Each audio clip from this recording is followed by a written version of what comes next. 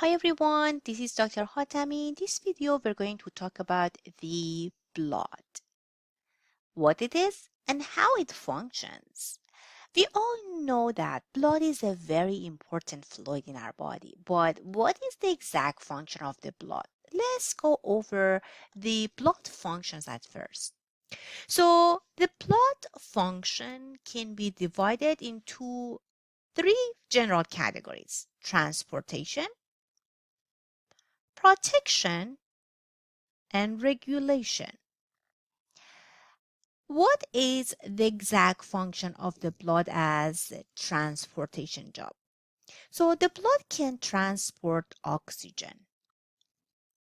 When we breathe in through our respiratory system, your lungs get oxygen and oxygen gets to the blood and transport that oxygen to all the organs and cells because our cells actually need the oxygen to do the cellular respiration and to make the energy. And also the blood can transport nutrients. When you eat the food, your digestive system is breaking down the food into nutrients, which blood absorb the nutrients and then carry them to the all organs, tissues, and cells of our body. Do not forget the hormones as well. So the organs endocrine glands, they're producing hormones. So the blood can transport hormones throughout the body so our cells can perform all kind of their different functions. Please do not forget some bad stuff which can be accumulated in our body like carbon dioxide, waste products. Then the blood can also transport them and send them out. So like carbon dioxide and also the some waste products like urea and some bad stuff that we don't want to have in our body. Okay, so let's review it. The blood can transport oxygen, can transport nutrients, can transport waste products, carbon dioxide, and hormones. And then the next function of the blood is protection. What is the exact protection job of the blood? What can protect?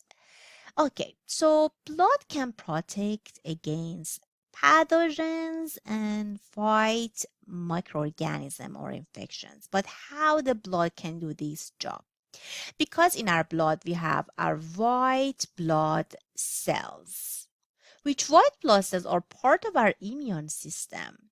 So our white blood cells can fight against bacteria, viruses, and other threats coming to our body. And also in our blood, we have proteins, which these proteins call antibodies. Antibodies are also part of our immune system, which these proteins can mark the foreign antigen for destruction.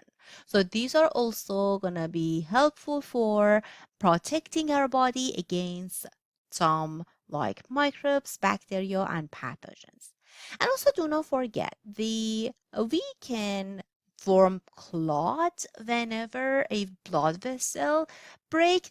So then we can actually protect against bleeding or against blood loss. So by forming the blood clot,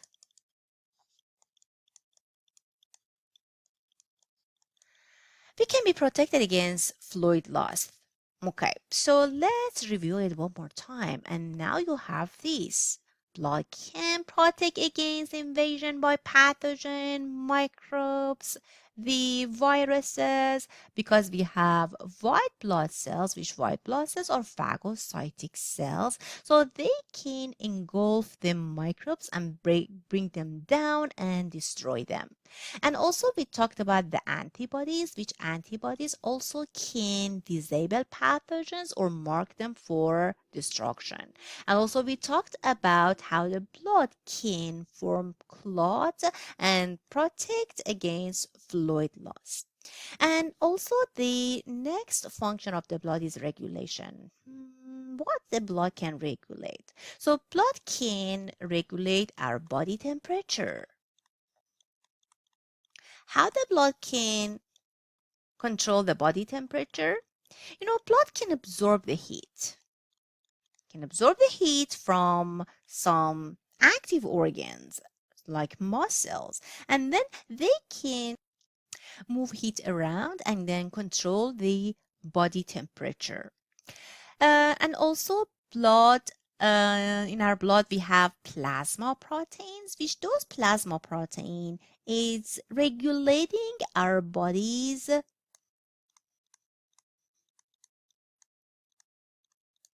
water salt balance. Because, and also do not forget, in our blood we have buffers. So buffers are the molecule which they actually resist changing of the pH. So then because of this buffer, blood can regulate the pH of the fluid in our body. Okay, let's review the regulation job of the blood. We talked about how the blood can regulate the body temperature, how the plasma protein can maintain osmotic pressure and regulate our body's water salt balance.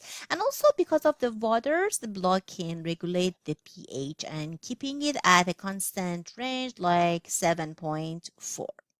Okay, so now we know why the blood is important and what is the function of the blood. Now let's talk about what exactly blood is.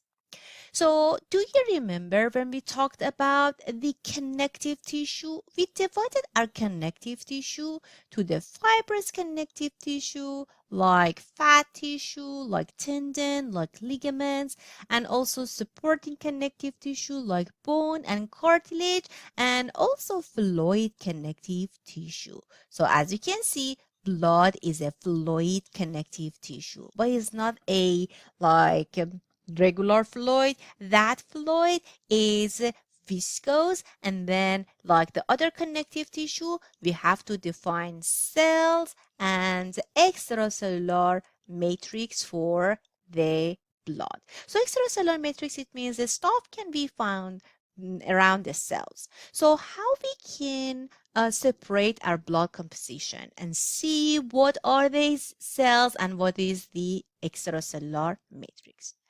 To do that, we are going to centrifuge the blood. So after centrifugation in the centrifuge machine, you can see that the bottom of our test tube would be red color, which is the more dense part of our blood.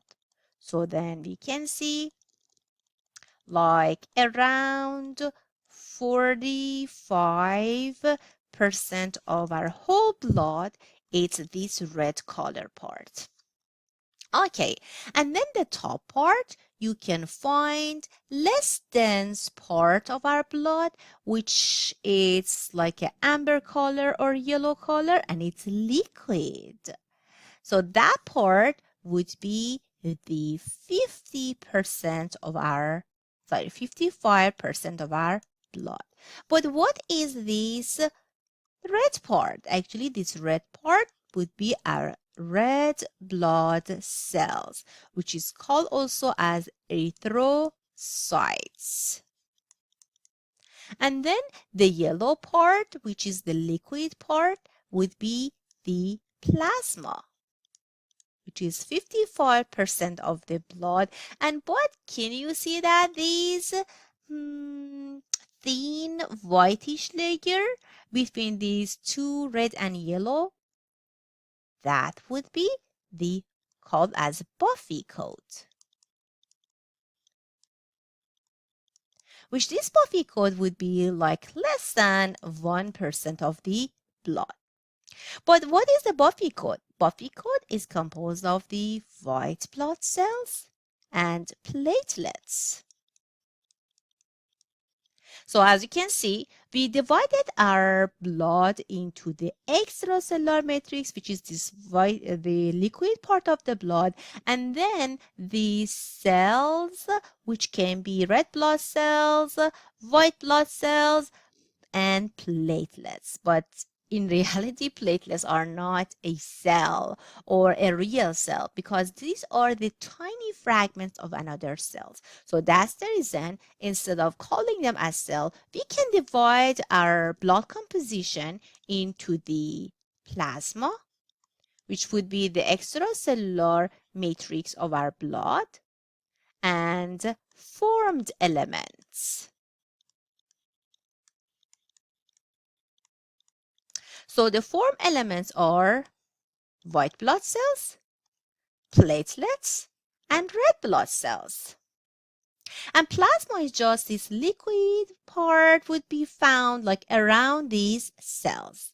But can you tell me which of these form elements are the most abundant one in our blood? Just pay attention to this picture. As we said, we have 45% red blood cell, but less than 1% as Buffy code like white blood cells and platelets. Okay, so hopefully you can answer this question by confident and is asking which of the following is the most abundant form elements in the blood. So as we discussed about the blood composition, we divided the blood to the plasma, which is the extracellular matrix plus the formed elements. So it means plasma is not part of the form elements. So form elements can be one of these, red blood cells, platelets, or the white blood cells or leukocytes. So here the correct answer would be red blood cells because just 45% of our whole blood is the red blood cell. So thank you so much for watching.